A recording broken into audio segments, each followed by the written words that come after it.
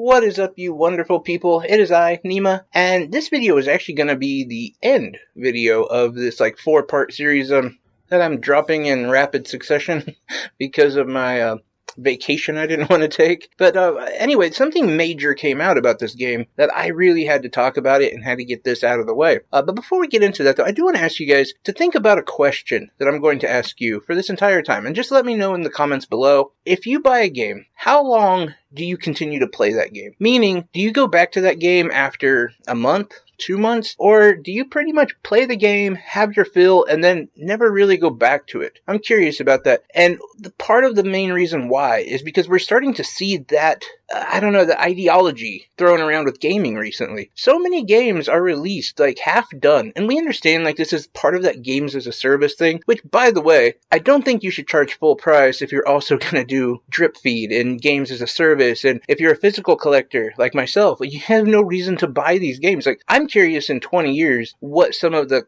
value of these cartridges is going to be, because it's only like half a game. In some cases, only like a third of a game is there. So how much value do they really hold? They don't hold the whole game.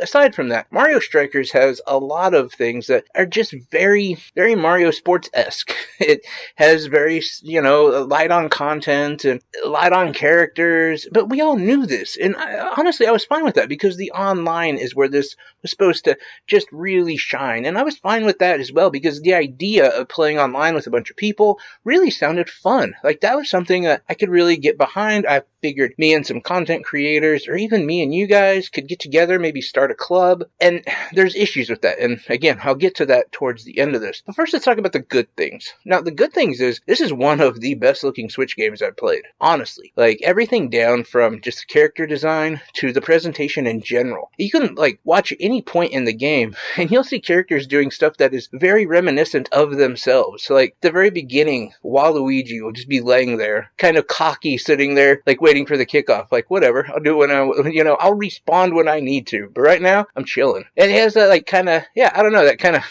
cocky attitude about Waluigi. And they all have their own personalities. And there's a few cutscenes throughout the game, whether they're winning or losing, they'll kind of go into, and the CGI effects, if you do a hyper strike, which is really big, they're all like animated, but they look really, really good. The environment in general looks really, really good. Now, it's light, and there's not a lot to it. There's only about 5 levels, but the 5 levels that are there look really good. Just like the characters, even the equipment that you can get, which kind of becomes that whole reason to continue to play the game, is to purchase more and more equipment. The other thing I like about the game, too, would be it's the gameplay. Now, I know a lot of people are saying that this is very arcadey, and it's not like real soccer. And no, of course not. Like, that would be really boring if it was like real soccer. Even FIFA isn't like real soccer. There's almost a panic to it. There's a rush to it. And obviously this is that way. Like, this is like arena soccer times 11. But what I do like is some of the mechanics in soccer/hockey that you can kind of see. Like the one-timer, for instance. If anyone knows what that is, it's when you pass the ball a couple times, you set up someone on the other side of the field or the pitch or the rink, and you set them up perfectly. You hit them, cross the ball across the goalie, and then they kick the ball in from the side. That almost works like 100% of the time in the game, which is great because it should, right? Like, obviously, if you have a real good goalie or whatever, it doesn't always work. There's ways to go around it. That's not the point. The point is actual soccer tactics work in this game, and I think that's pretty cool. As well as this game is real easy to pick up and play. Like, anyone can pretty much play. I could explain the controls to anybody, but to master it and to get really good at it, that takes a lot, and it goes pretty in depth, which, again, these are all things I actually really like. By the way, if you are playing the game, quick piece of advice that really helped me out. So, the shoulder, the right bumper, I don't know why I said shoulder, the right bumper is the dodge, but you can actually use the right analog stick to dodge, and it actually makes it so much easier. You don't even have to mess with that. Just pro tip there that I learned recently that really helped me. But, so all of that combined is like, oh, this is a great game. You've got the gameplay, which is really good, the presentation, the graphics, all of that. You even have some unlockables and some, a little bit, I would say, options of how you can change your character's look. And honestly, the look changes their stats as well. So you can have a well-rounded team, if you will, or you can have some, like, your wingers could just be, like, complete or wings, sorry, can just be complete, like, ball hawks and shoot the ball like crazy, or your defenders can be super fast, whatever. Like, you can actually fix all that to go to your style. And that's cool. So what's wrong with the game? Well, again, we're getting into that aspect of Mario Sports where they release a game and it's half done. And it makes you really question, am I going to come back to this game? I have a really good example of this, and that being tennis. Mario Tennis, I hear, like, is one of the best sports games now.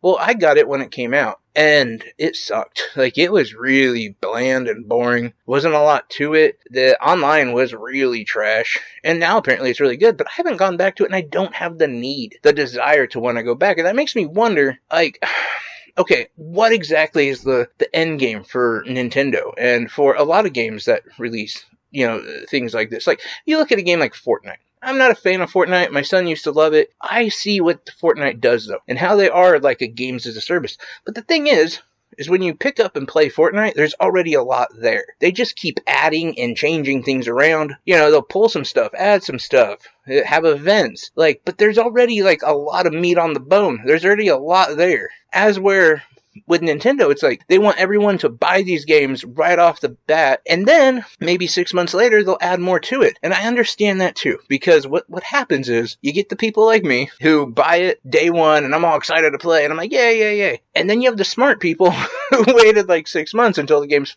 pretty much full. Maybe they'll have a couple more updates after that even, and then you get a kind of a double release, if you will. But here's the problem: people like me are gonna get tired of buying it day one, and we're just not going to anymore. Good example of that would be Madden, which still crushes in numbers, by the way, but they are their first month, their sales are going down every year. Because people just got tired of buying a half-finished game or something that needs so much work. And that's all I'm saying. That's what I feel with this. And it gets worse, okay? So this is the big one. Because I could actually handle everything I've said that is a problem. Because so far, even if you're with me, you're like, well, it just doesn't sound like there's a lot of content. Okay, whatever, we'll get used to it. And you're right, we will. And, as they release other characters and other environments and whatever, that'll just add to it, and that'll be cool. And all that, again, is fine. That's what we expected. But here's what we didn't expect. And here, for me, is the thing that needs to get fixed ASAP. Because it, for me, is the biggest problem. So this game really came across as being a multiple player. You can have all your friends, it's 4-on-4, so have 3 of your friends. You can have against 4 of your other friends, or 4 whatever people you don't know online, and that's how you can play this game. Nope, you can't. You can only do 2-on-2. You can't have all 4 characters be your friends, individual friends. Now you can if you play locally. If you have 4 friends over at your house, or even 8 friends over at your house, you guys can all play an individual character. Not online though. For some reason. I don't know why, because it was available years ago that people could do this. And for some reason, I remember actually, God, I think it was, I want to say it's a 360, but I might be wrong. I'm pretty sure it was, though. A bunch of my friends would play FIFA online, and almost every character there was an individual person. So I know that they have the ability to at least put 4 people on a team.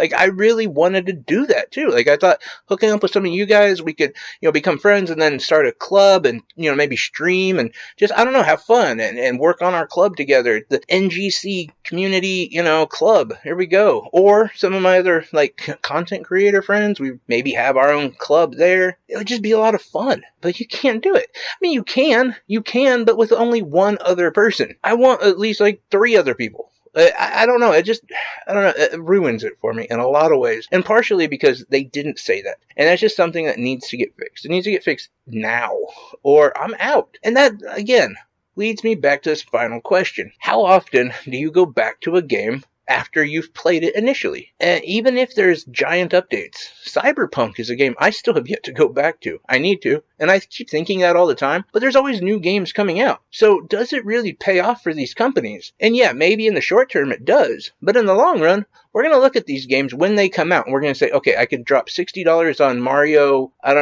Mario Cabbage or whatever, or that was a horrible sport to pick. Mario pole vaulting. Or I could spend $15 on a badass indie game. Yeah, I don't have the service, whatever, but I don't want that.